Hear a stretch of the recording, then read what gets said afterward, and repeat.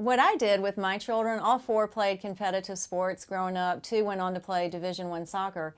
And it started at the beginning of the day. Tried to make sure everybody had breakfast, had the right types of foods on hand. I packed lunch every day for my kids. So every day I would pack everything that my kids needed.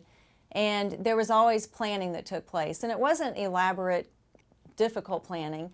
It was knowing that they had a game that afternoon, that I would have the right foods for them when they came home to eat before the game. It could be that I knew they had a game in the evening, so making sure that I had dinner ready on time for them to eat before they went back to school. It was a lot of packing, a lot of taking things in the car, making sure that we had snacks in the car, that I had the right beverages ready, we had water bottles ready.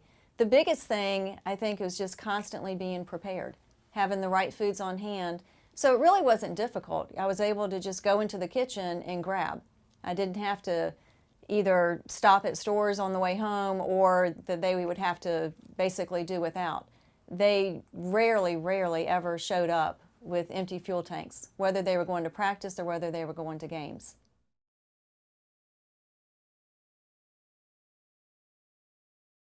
I think the sports nutrition strategies that we implemented in our house had a huge difference, and it did make an impact on the way that my kids were able to play. I'm not saying that they were the absolute best athletes that were out there, but I'm saying that I know my kids were able to play the whole game without being completely exhausted compared to maybe some of the other kids.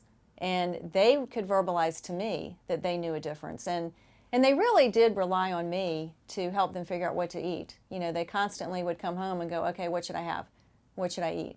And we would talk about it, and it got to be routine. After doing the right things, they learned what they needed to turn to, what types of foods to go to.